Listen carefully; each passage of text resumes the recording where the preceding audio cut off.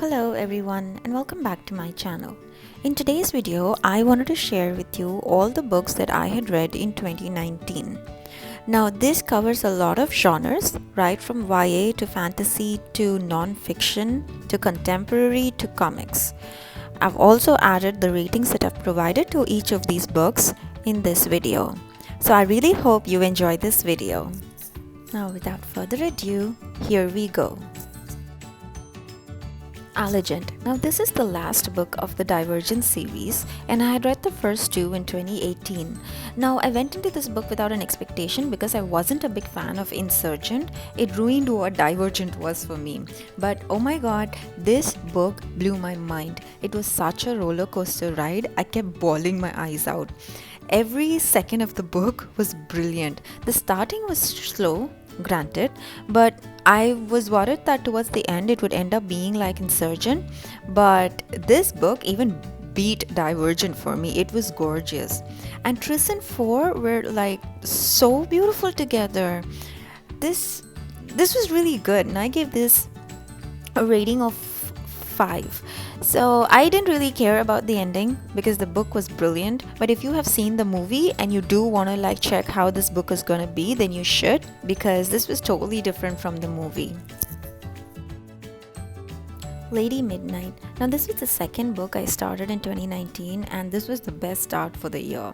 It was so good.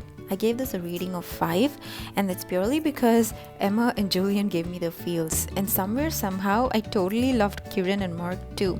The plot may be straightforward fairly, but the writing was just amazing. This was one hell of a read and I would so recommend this to everyone. Certain phrases in the book were so empowering and I loved how the characters grew through the book. And once I did this book, I really wanted to continue with the series. Great book, great writing. Deserved every bit of the rating. Ari and Dante discover the secrets of the universe. Now this book had a lot of hype and I really wanted to get into this. But the book was not giving me the connection that I was hoping to get. First of all, it was more character driven than plot driven, but even that is okay. What I found a little difficult to comprehend was that Ari was very philosophical and he was just 15 years old. So even though it was a book on self-discovery and it had a lot of LGBTQ points, I still was not able to get the girth of the book. Now, don't get me wrong, I did like the book. It was good, but I like Dante better. So if the book had been written from Dante's point of view, I think I would have enjoyed this more. But definitely give this a try. I'm sure you might enjoy this more than I did. The Princess and the Fangirl. So this was a retelling of The Prince and the Pauper, and I love retellings, so I had to read this. Now this was a good read, something more like a chick lit with contemporary romance, and it was easy to breeze through without flipping the pages back. There's a whole lot of pop culture references, which was really interesting, but you might get lost if you can't associate with the references. Also, the point of views kept switching between Jess and Imogen, and that kind of confused me a little bit at certain points. But all in all, I think this was a well written and beautiful book and something that you could probably take to the beach. The Midnight Gang. So this was the sweetest, cutest ever book that I had read in 2019. I'm now a proud fan of David Walliams and I urge all of you to read David Walliams if you enjoyed Roald Dahl. I went into this thinking that would be a nice middle graderish story that I could enjoy, but all of the things that David Walliams teaches you through the course of this book is the best.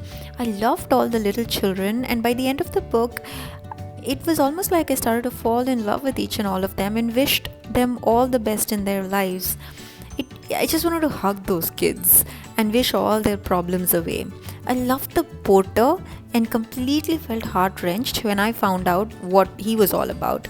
I loved the Midnight Gang and what they do.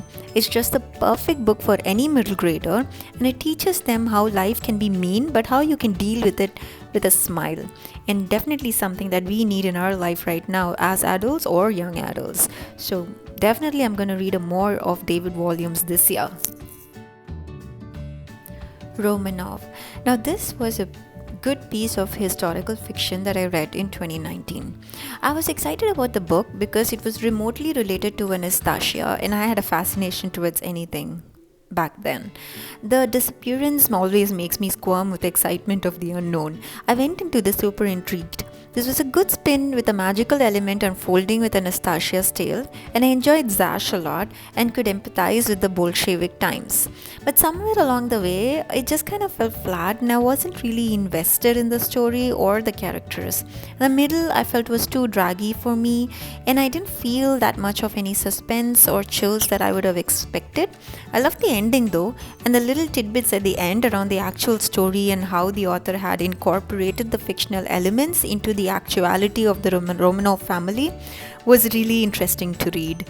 So I would still recommend you to read it, especially if you like the story of Anastasia or historical fiction, but I'm giving this 3 stars. Lord of Shadows. Now this was the second book of the Dark Artifices series, and oh my god, I loved it. Granted, it was not as awesome as Lady Midnight was, but there was a lot of tropes in it that I actually ended up loving. I also loved all the characters. Kiran and Mark were amazing in their own way, and Kit and Ty, the plot between them was really good as well. And Christina, she was brilliant. So it was just an amazing series, and if you like the Infernal Devices, you should definitely check out this series as well. I also liked how Julian is like the hero of the book, but that doesn't make him right always. He does things that are cunning and evil, and is just more human or shadow huntery more than ever. I was really excited to complete this book and start Queen of Air and Darkness, which I will also talk about shortly.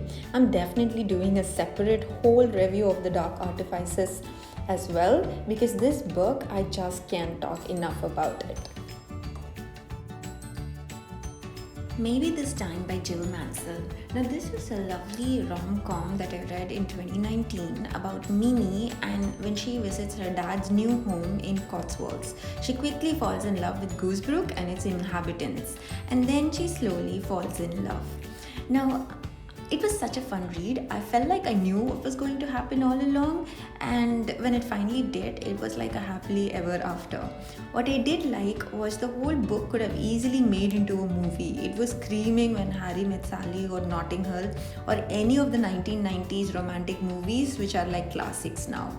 I also like the characters, Mimi and Cora and Cal and even Stacy. They were all like really enjoyable and relatable. This is definitely a book that you can take along with you to the beach and sip it with some margarita. If you're looking to read some rom-coms this year, maybe you should try some of Jill Mansell's books. Strange the Dreamer by Laini Taylor. So this book was everywhere again in 2019, and the second book in the series also came out last year. And I really wanted to read the first book. The premise was really engaging. It's about Laszlo Strange, and he was just a war orphan and a junior librarian, but he was obsessed with the mythic lost city of Veep. So it's kind of like a very mystical book, and it has a lot of magic and goddesses and gods and god slayers, and it's just very enticing, the whole premise. Now, I went into this being really excited, but I felt that the world building was eloquent and beautiful. Like there's no other book that I think can even closely relate to how beautiful this was last year. But the story, the plot, I'm not really sure. I never got very invested in it, nor was I very invested in the characters. I know this is probably an unpopular opinion, and I know there are a lot of people who actually enjoyed this book, but somewhere I just couldn't relate to it. Maybe it was just not for me. This was just a fun comic read that I did last year. I always try and read at least a couple of Archies every year, or maybe even more than that, because it makes my whole reading thingy feel very light. So, just a recommendation out there, if you feel like you're stuck in a rut and not able to get more reading done, you should definitely try some comics like this out.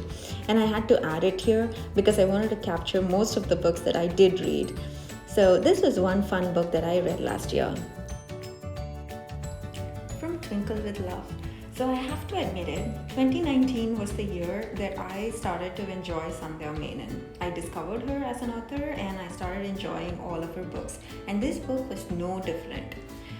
This literally blew my expectations. The first 30% of the book was such a laugh riot. I was laughing so much that I had to look around and make sure people weren't thinking I had gone crazy. It was that good. And then the plot slowed down. I wish it was as sassy as it was in the beginning, but still okay. I read through real quick until the plot thickened later again. Twinkle, who's our main protagonist, was fun and charismatic. I didn't like a few aspects of her quirkiness, but she was still great. She wasn't really whiny or anything, and she was relatable. I really liked Sahil as well. I mean, dude, this guy was like the perfect example of who a guy should be.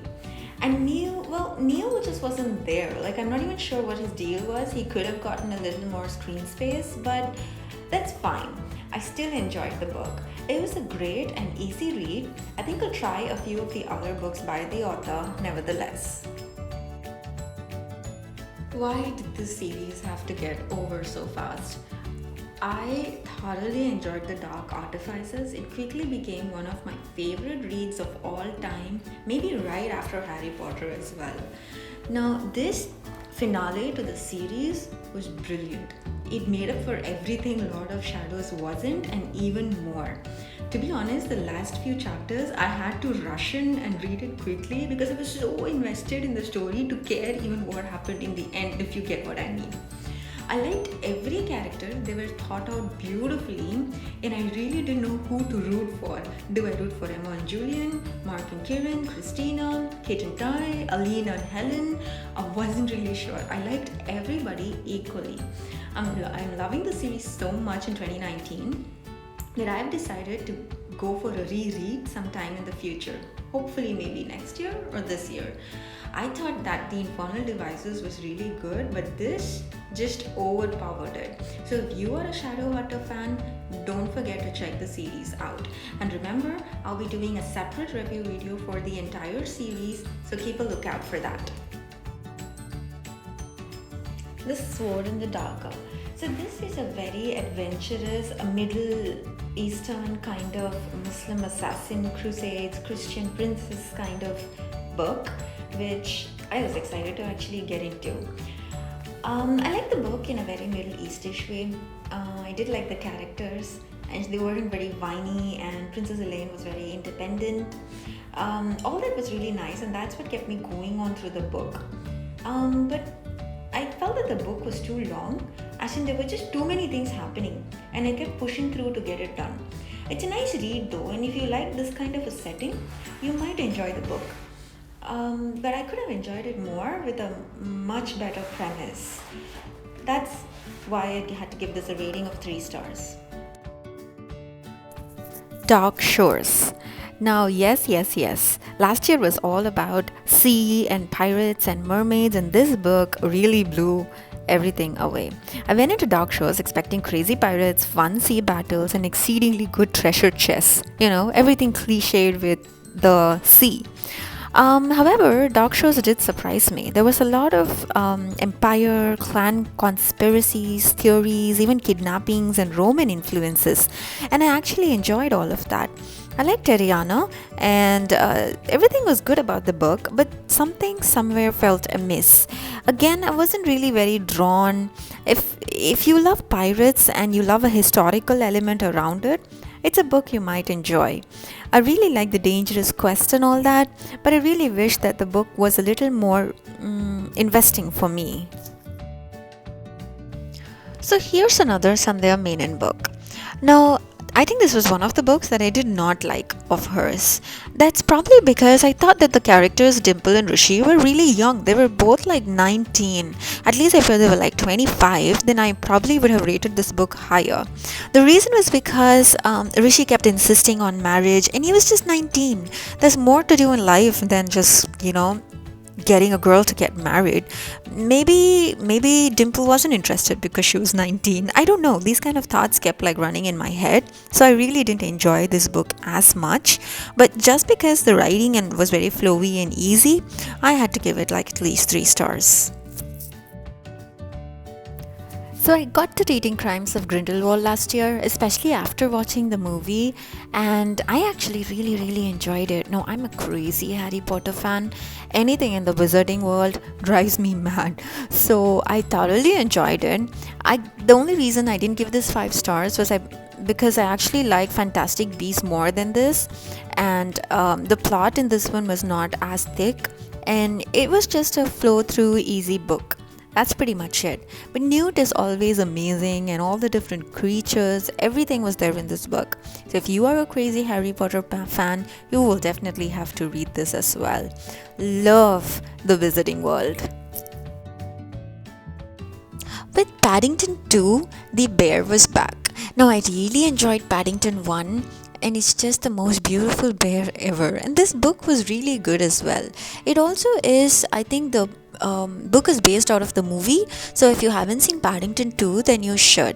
This again features around the Browns, and they're one of my favorite families. I love Mrs. Brown, and I think the children along with Mr. Brown are a family that would love to visit for a cup of tea. This 52 Windsor Gardens should definitely be made a landmark in London, because this is a really amazing book, and it's targeted to middle grade and children, but of course young adults and adults would like it alike. Shiver. Now, this book was really hyped up during the werewolf viral season, where every book was about werewolves. I got into reading this only last year because I really liked the premise of the book, and I liked the way the relationship was portrayed between Grace and Sam.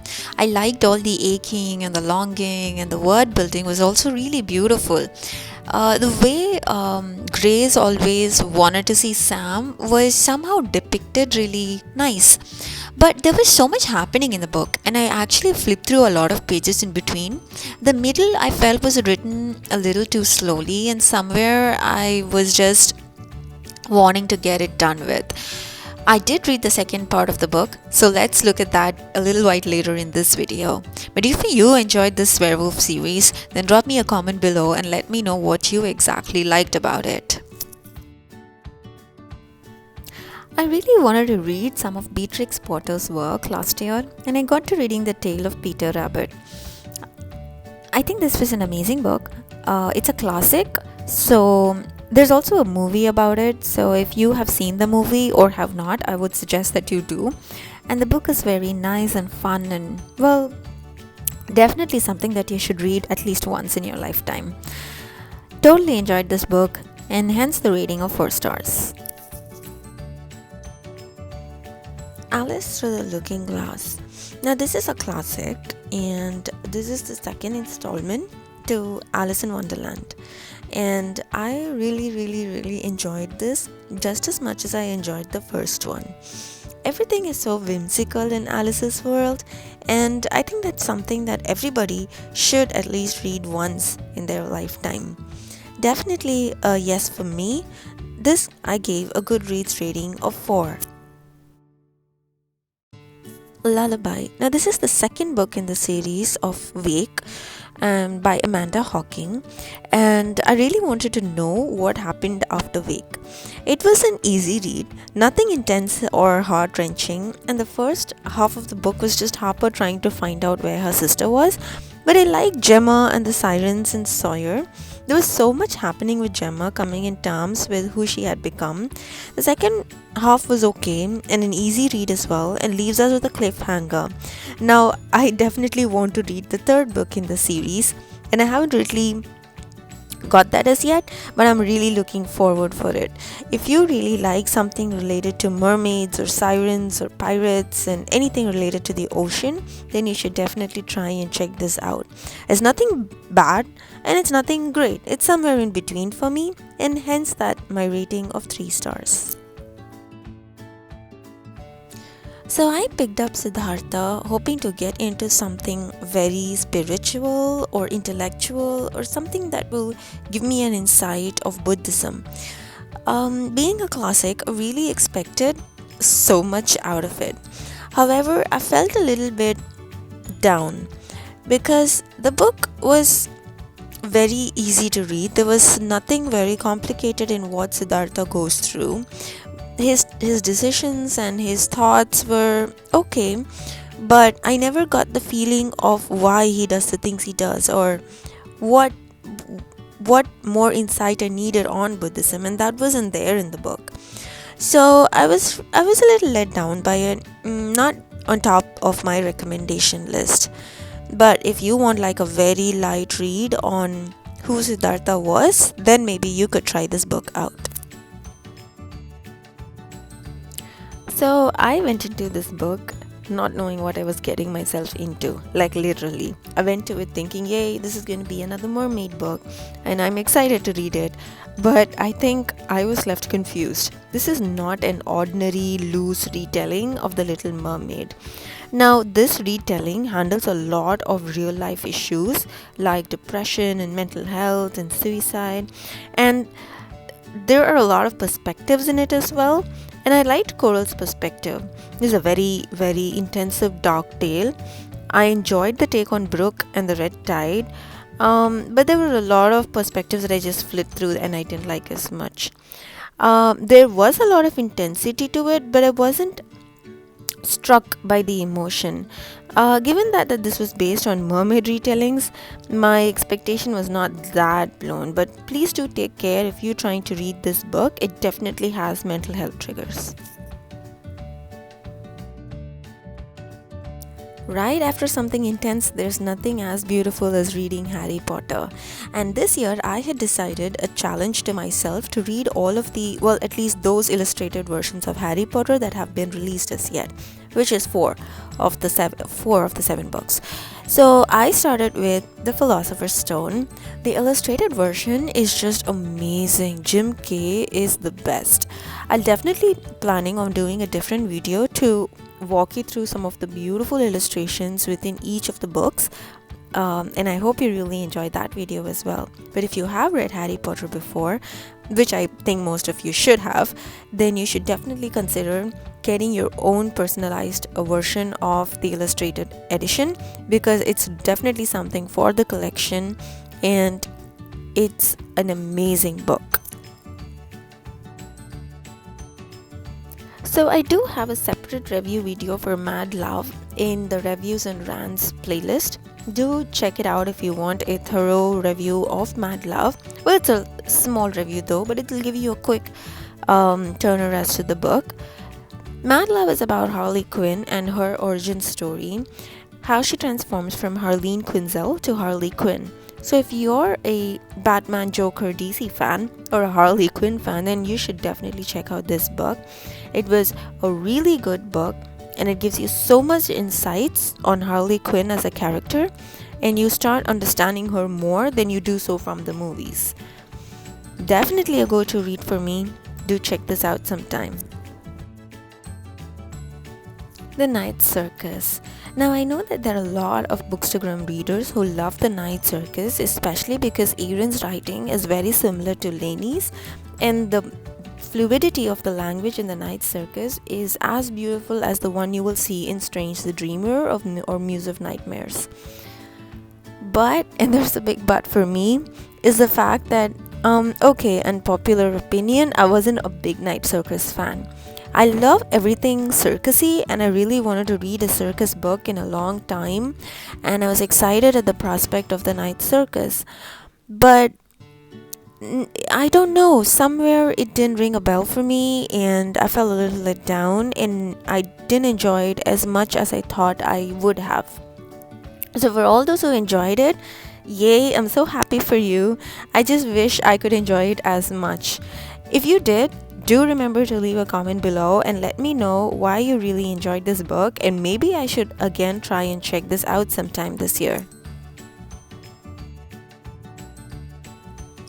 So, I have read a lot of Cassandra Clare's those short story books, but the Bane Chronicles is by far my most favorite one.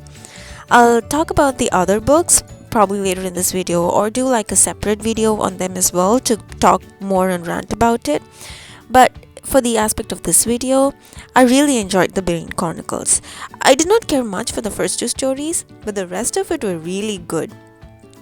I loved getting background on Raphael, Will, James, Alec, and Clary.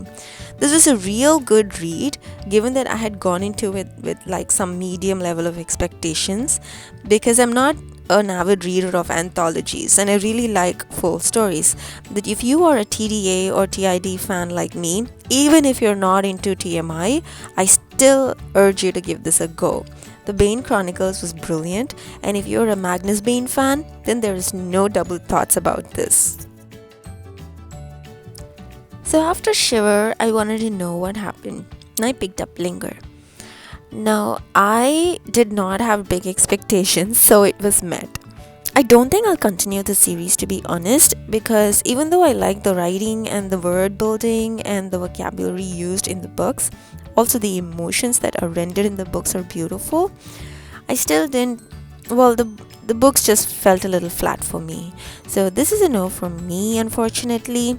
So this is going to just get 3 stars.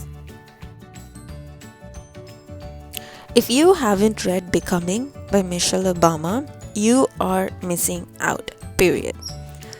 This book is a beautiful non-fiction biography by Michelle Obama that talks about her life during the time Barack grew from being just another college boyfriend to her to the president of the United States.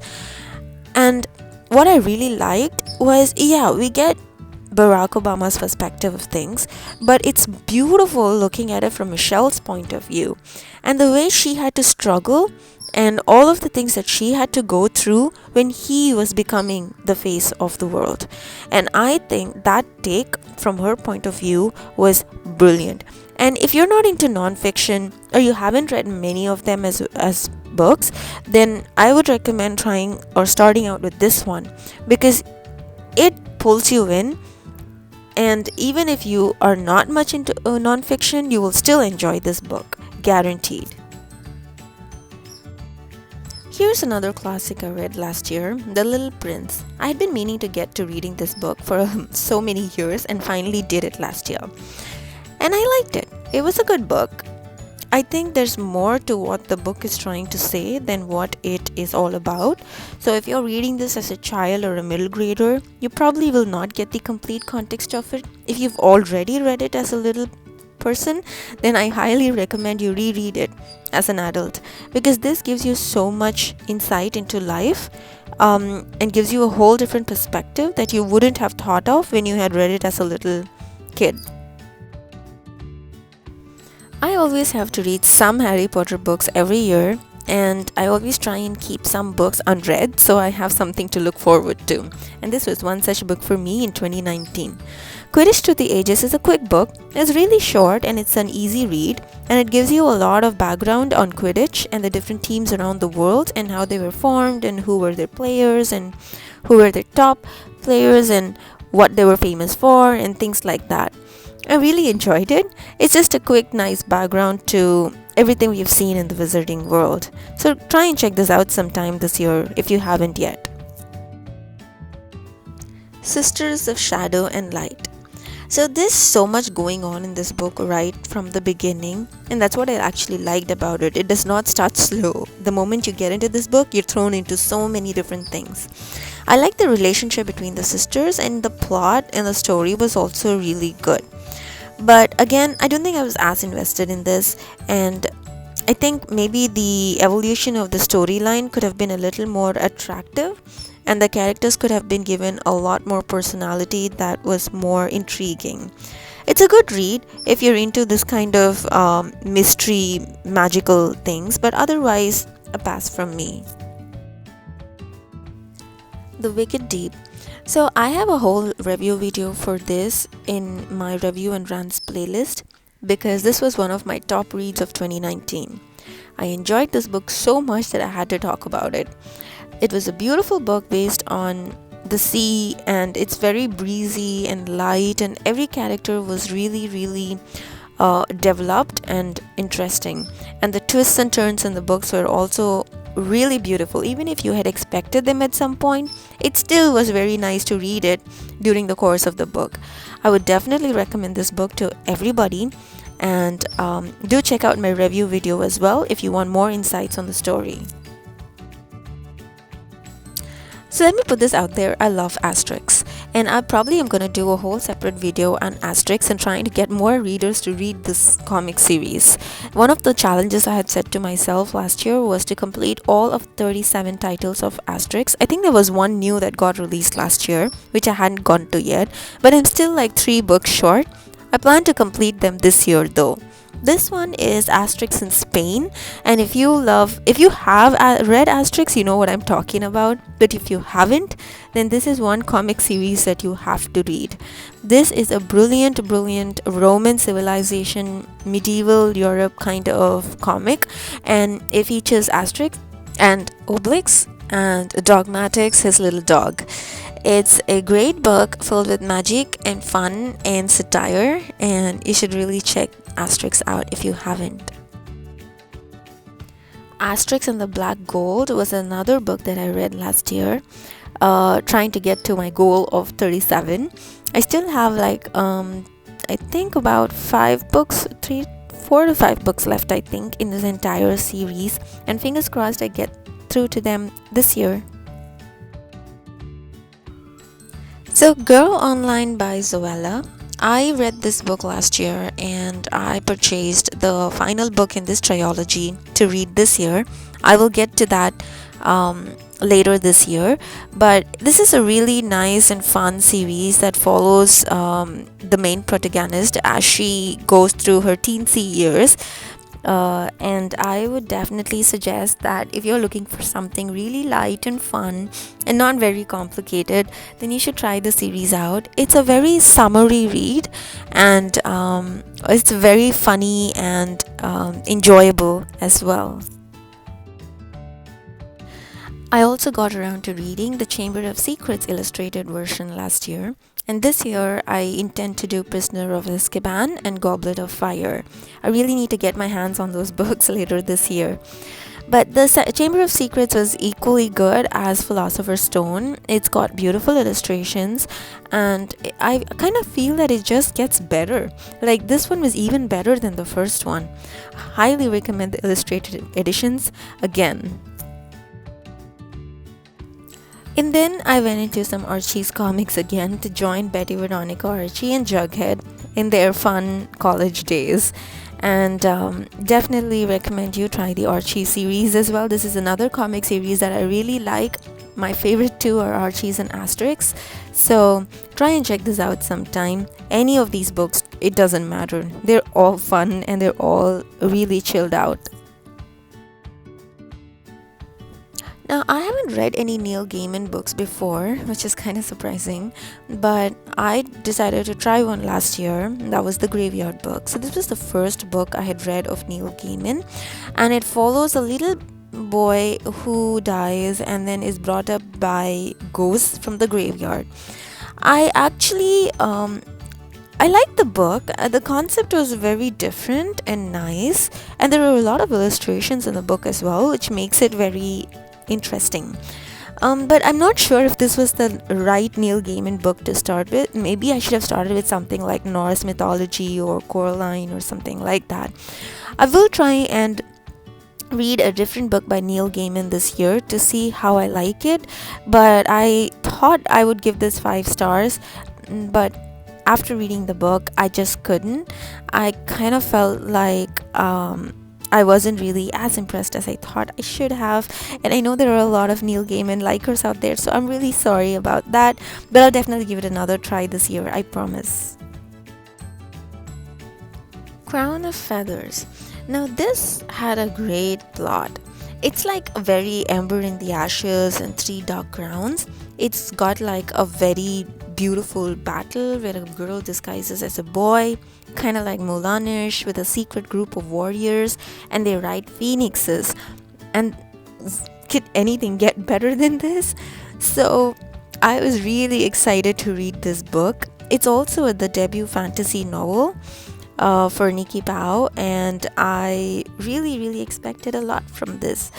But I don't know. I probably wasn't really as invested.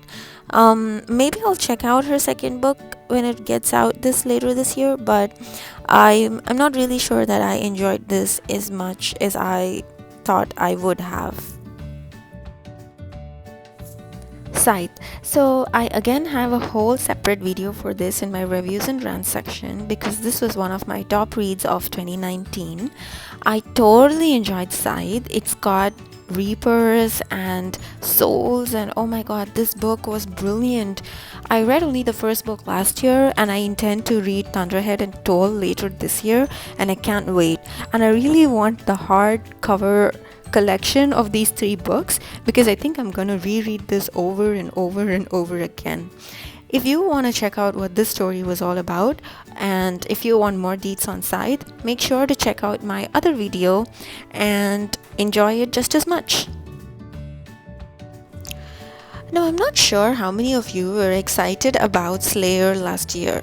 This was Kirsten White's whole new series, and it was based around this girl who kills vampires.